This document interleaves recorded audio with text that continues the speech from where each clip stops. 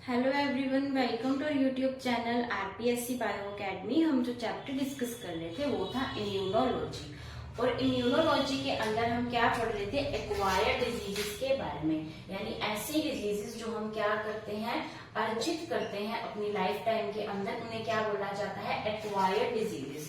और इसके अंदर हमने कहा था कि हम डिस्कस करने वाले हैं बैक्टीरिया के बारे में, बैक्टीरिया के अलावा वायरस के बारे में, उसके अलावा प्रोटोजोन्स एंड हेलमिन्थेस। तो इन सब चीजों के बारे में हम डिस्कस करने वाले हैं एक्वायर्ड डिजीजेस के अंदर। और हमने कल के लेक्चर के अंदर बैक्टीरिया जो है इसे खत्म कर दिया था।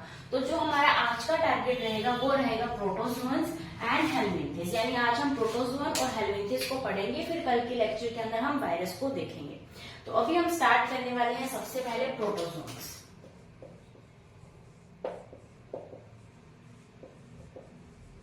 प्रोटोजोन से होने वाली कौन कौन सी डिजीजेज है?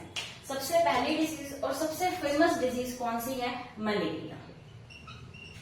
मलेरिया किससे होता है? प्रोटोजोन से होता है। कौन से प्रोटोजोन से होता है? तो यहाँ पर प्लाज्मोडियम की स्पीशीज आती है। प्लाज्मोडियम की स्पीशीज से क्या होता है? मलेरिया होता है। और अगर हम बात करें प्लाज्मोडियम की स्पीशीज की, तो 4 स्पीशीज होती है, जैसे कि प्लाज्मोडियम मलेरियाe, प्लाज्मोडियम फैल्सीपैरम।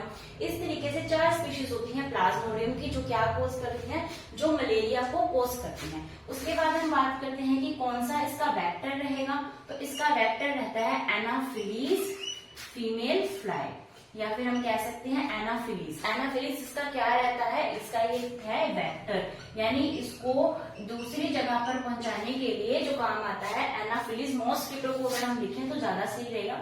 तो एनाफिलीज मॉस्किटो इसका क्या है? वेक्टर। और कौन सी एनाफिलीज होती है? Female Anopheles. तो फीमेल एनाफिलीज इसका वेक्टर रहेगा। मलेरिया को कॉज किया जाता है, तो जो मलेरिया को कॉज होता है तो ये कौन सी स्टेज के अंदर इसकी इन्फेक्शियस स्टेज माना जाएगा?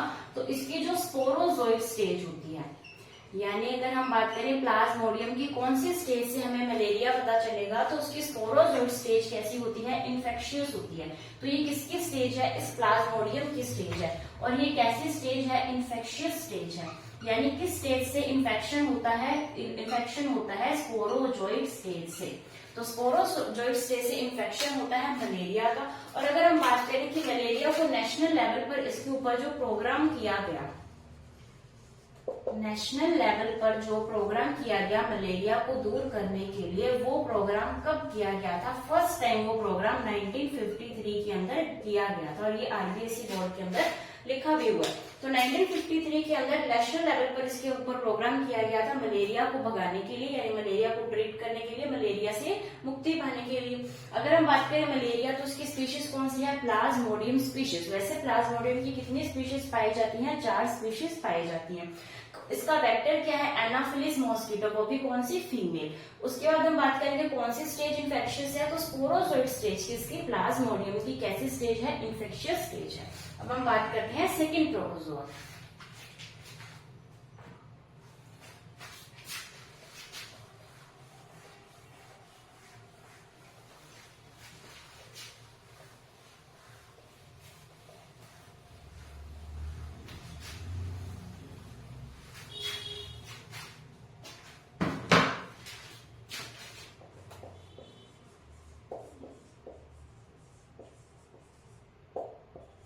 प्रोटोजोन के अंदर हम सेकेंड डिस्कस करेंगे अमीबिएसिस, या फिर इसे क्या बोला जाता है? डिसेंट्री। अमीबिएसिस या फिर डिसेंट्री। तो इसके लिए कौन सा प्रोटोजोआ काम आता है? कौन सा प्रोटोजोआ अमीबिएसिस या फिर डिसेंट्री करता है? तो वो आएगा and amoeba histolytica. And amoeba histolytica, इससे क्या होता है? अमीबिएसिस या फिर हम कह सकते हैं डायसेंट्री। और इसकी जो एंड अमीबा हिस्टोलिटिका है, इसकी कौन सी स्टेज इन्फेक्शियस होगी? तो इसकी होगी ट्रोफोजोइड स्टेज। तो ट्रोफोजोइड स्टेज जो है वो इन्फेक्शियस स्टेज होती है किसकी, एंड अमीबा हिस्टोलिटिका की, जो कि क्या कॉज कर रहा है, अमीबिएसिस या फिर डायसेंट्री को कॉज कर रहा है। फिर हम देखते हैं कि जो इसका वेक्टर है वो कौन सा होता है। तो जो नॉर्मल हाउस फ्लाई होती है वही इसकी क्या होती है, वेक्टर। तो हाउस फ्लाई क्या है, इसका वेक्टर है, किसका, अमीबिएसिस या फिर डायसेंट्री का वेक्टर है। तो ये हमने सेकंड जो प्रोटोजोआ से होने वाले डिसीज के बारे में बात की है, अमीबिएसिस या फिर डायसेंट्री। फिर हम डिस्कस करते हैं पायरिया के बारे में। पायरिया वही है जो हमारे मसूड़ों के अंदर जो है सूजन आ जाती है, जिसे हम क्या बोल देते हैं, पायरिया। तो पायरिया हमारे किससे रिलेटेड है, हमारे मसूड़ों से, यानी हमारे दांतों से रिलेटेड है, हमारे माउथ से रिलेटेड डिजीज है। और ये होती है, इसका लिए जो प्रोटोजोआ है वो है एंड अमीबा जिंजीवैलिस। एंड अमीबा जिंजीवैलिस इसके लिए प्रोटोजोन जो है वो काम आता है, जो कि क्या करता है, पायरिया को करता है। तो हमने अभी तक 3 प्रोटोजोआ से होने वाली डिजीजेस पढ़ ली है। सबसे पहले हमने मलेरिया को देखा, फिर हमने अमीबिएसिस या फिर डायसेंट्री को देखा, फिर हमने किसे देखा, पायरिया को। अभी हम चलते हैं इससे आगे।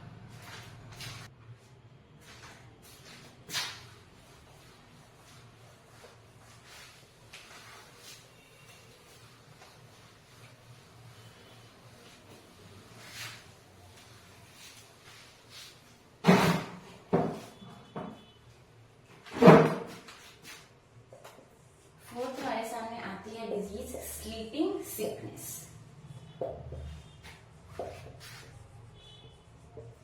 अगर हम बात करें स्लीपिंग सिकनेस की, तो स्लीपिंग सिकनेस कौन कॉज करता है, तो स्लीपिंग सिकनेस कौन कॉज करता है, ट्रिप्नेजोमा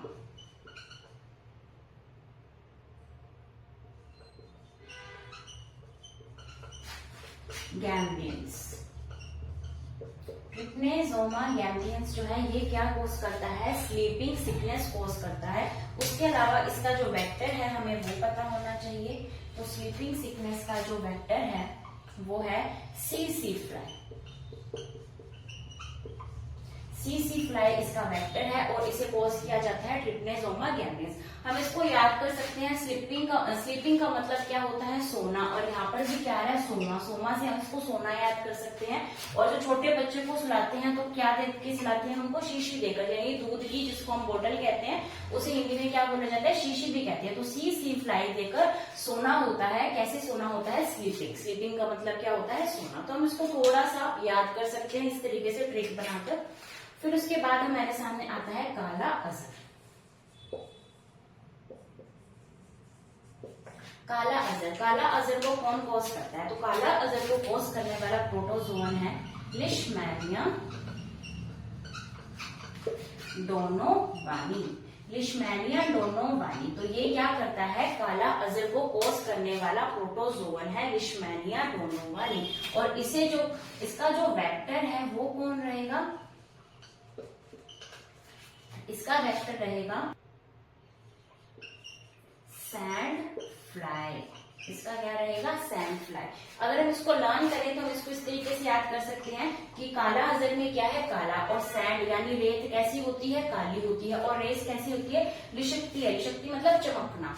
ठीक है, तो हम इसको याद कर सकते हैं इस तरीके से। आपके पास कोई और ट्रिक है तो आप किसी और ट्रिक से भी याद कर सकते हैं। हमने क्या देखा, सबसे पहले मलेरिया देखा, फिर हमने अमीबिएसिस को देखा, फिर हमने पायरिया को देखा, फिर हमने स्लीपिंग सिकनेस को देखा, और फिर हमने काला अजर को देखा। स्लीपिंग सिकनेस ट्रिप्नेजोमा गैम्बियंस से होता है, वेक्टर है सीसी फ्लाई। काला अजर लिशमैनिया डोनोवानी से होता है, इसका वेक्टर है सैंड फ्लाई। तो ये हमने कौन सी डिजीजेस पढ़ी है, अभी ये हमने कंप्लीट कर ली है प्रोटोजोअल डिजीजेस, यानी हमने 5 प्रोटोजोअल डिजीजेस पढ़ी हैं। इतनी हमारे लिए सफिशिएंट है। उसके बाद हम देखते हैं हमारी आगे आने वाली हेल्मिंथिस डिजीजेस को।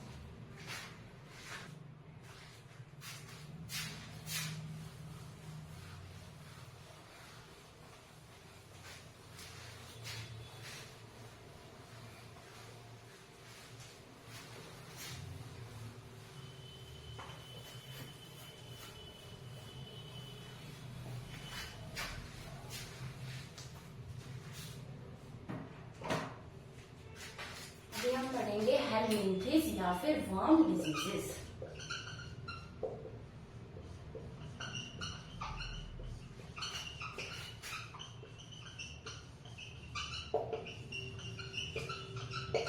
हेलमिंथिस या फिर वर्म डिजीजेस में सबसे पहले हम पढ़ने वाले हैं फिलिएरिएसिस। फिलिएरिएसिस का और एक नाम है, इसे बोला जाता है एलिफेंटिएसिस, जिसे हम क्या बोलते हैं, हाथी पांव रोग, फिलिएरिएसिस या फिर एलिफेंटिएसिस। और ये हमारे लिए इंपॉर्टेंट हो जाती है अगर हम इसका वर्म की बात करें यानी हेलमिंथिस की बात करें तो वो हो जाएगा वुचेरिया ब्रैंकोफेटाई। वुचेरिया ब्रैंकोफेटाई ये क्या है, इसका वर्म है, ये हेलमिंथिस है जिससे क्या हो रहा है, फिलिएरिएसिस या फिर एलिफेंटिएसिस। उसके बाद अगर हम बात करें इसकी वेक्टर की तो इसका वेक्टर होगा क्यूलेक्स फ्लाई। वेक्टर क्या होगा इसका, क्यूलेक्स फ्लाई। अभी तक हमने जो वेक्टर पढ़े हैं वो सारे के सारे हमने पढ़े थे प्रोटोजोन्स के, और ये एक ही ऐसी डिजीज है जो कि हेलमिंथिस के अंदर आती है जिसके अंदर क्या है, वेक्टर, और उसका फ्लाई कौन सी है, क्यूलेक्स फ्लाई।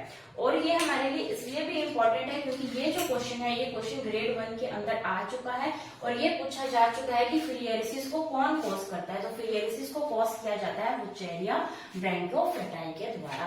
तो इसलिए मैंने जो है क्वेश्चंस करवाए हैं ताकि अगर ये क्वेश्चन कल को भी रिपीट हो जाता है या फिर और भी क्वेश्चन इससे बन के आते हैं तो हमें हमारा वो क्वेश्चन सही होना चाहिए। फिर हम बात करते हैं दूसरे नंबर पर, यानी और कौन सी डिजीज है जो हेलमिंथिस या वर्म से होती है। फिर आएगा गिनी वर्म डिजीज। गिनी वर्म डिजीज, ये जो गिनी वर्म डिजीज है इसे कॉज किया जाता है गिनी वर्म के द्वारा, और गिनी वर्म का नाम क्या है, ड्रैकेनकुलस मेडिएंसिस। ड्रैकेनकुलस मेडिएंसिस ये क्या है, ये एक वर्म है जिसके द्वारा गिनी वर्म डिजीज जो है वो होती है। इसका नाम क्या है, गिनी वर्म डिजीज, या फिर इसे हम क्या बोल देते हैं, बाला या फिर नारू रोग। बाला या फिर नारू रोग के बारे में हमने सबने सुना होगा, और इसे इंग्लिश में क्या बोलते हैं, गिनी वर्म डिजीज, या फिर इसका नाम इस तरीके से भी आ सकता है, ड्रैकेनकुलेरिएसिस। इस तरीके से भी इसका नाम आ सकता है क्योंकि इसका नाम है, ये इसी वर्म का, गिनी वर्म का ही नाम है। तो गिनी वर्म के नाम से भी इस डिजीज का नाम इस तरीके से बनकर आ सकता है। तो हमने हेलमिंथिस की 2 डिजीजेस पढ़ चुके हैं, फिलिएरिएसिस या फिर एलिफेंटिएसिस जो भी होता है वुचेरिया ब्रैंकोफेटाई के द्वारा, वेक्टर है इसका क्यूलेक्स। फिर हमने देखा गिनी वर्म डिजीज। गिनी वर्म डिजीज ड्रैकेनकुलस मेडिएंसिस के द्वारा दी जाती है, द्वारा किया जाता है। इसे ड्रैकेनकुलेरिएसिस भी कहते हैं और इसे बाला या नारू रोग के नाम से हम सब जानते हैं।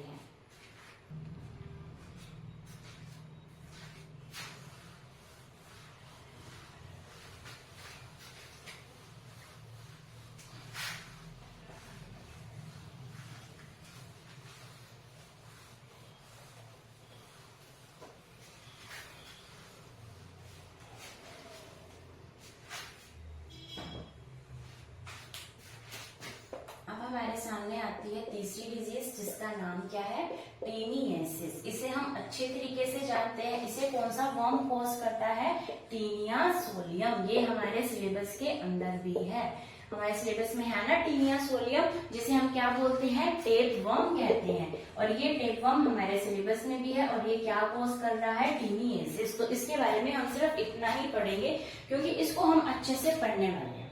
फिर हम पढ़ते हैं एस्कैरियासिस, ये भी हमारे सिलेबस में है। एस्कैरियासिस किसके द्वारा होता है, एस्कैरिस लुम्ब्रिकॉइड्स के द्वारा, और ये हमारे सिलेबस में है तो इसे भी हम वहीं पढ़ेंगे। इसे क्या बोला जाता है, राउंड वर्म कहा जाता है। तो इसको भी हमने अच्छे से पढ़ना है। यहाँ पर बस हमें पता होना चाहिए कि हेलमिंथिस के अंदर आएगी, क्योंकि क्वेश्चन इस तरीके से भी आ सकता है कि इनमें से कौन सी डिजीज है जो कि हेलमिंथिस के द्वारा नहीं की जा सकती या फिर वर्म के द्वारा नहीं की जा सकती। तो एक जगह पर इकट्ठी हो जाए, यहाँ पर सिर्फ इसलिए करवाया जा रहा है, बाकी ये डिजीजेस को हम अच्छे से पढ़ने वाले हैं। उसके बाद आती है एंटरोबियस, एंटरोबिएसिस। और एंटरोबिएसिस किसके द्वारा की जाती है, एंटेरोबियस वर्मिक्युलरिस। एंटेरोबियस वर्मिक्युलरिस के द्वारा की जाती है एंटरोबिएसिस, और इसे क्या बोला जाता है, पिन वर्म या फिर सीट वर्म भी इसे कहा जाता है। तो तो इससे होने वाली जो डिजीज है वो कौन सी है, एंटेरोबियासिस। तो इसी के साथ हमारे जो 5 हेलमिंथिस या फिर वर्म डिजीज से होने वाले जो डिजीजेज हैं वो कंप्लीट होते हैं। यानी आज हमने बैक्टीरिया को हमने कल पढ़ लिया था, आज हमने हेलमिंथिस को भी पढ़ लिया है, और आज हमने इसके बाद जो प्रोटोजोआ वाले थे वो भी पढ़ लिए। अब हमारे सामने रह जाता है इसके अंदर एक वायरल जो डिजीजेज हैं, जो वायरस से कोज होती है, वो डिजीजेज हम कल के लेक्चर में पढ़ेंगे। उसके बाद हमारा एड्स एंड कैंसर रह जाएगा, फिर इसके बाद हमारी इम्यूनोलॉजी कंप्लीट हो जाएगी। ठीक है, तब तक आप वीडियो को लाइक कीजिए, शेयर कीजिए, हमारे चैनल को सब्सक्राइब कीजिए और हमारे टेलीग्राम चैनल को ज्वाइन कीजिए। Thank you.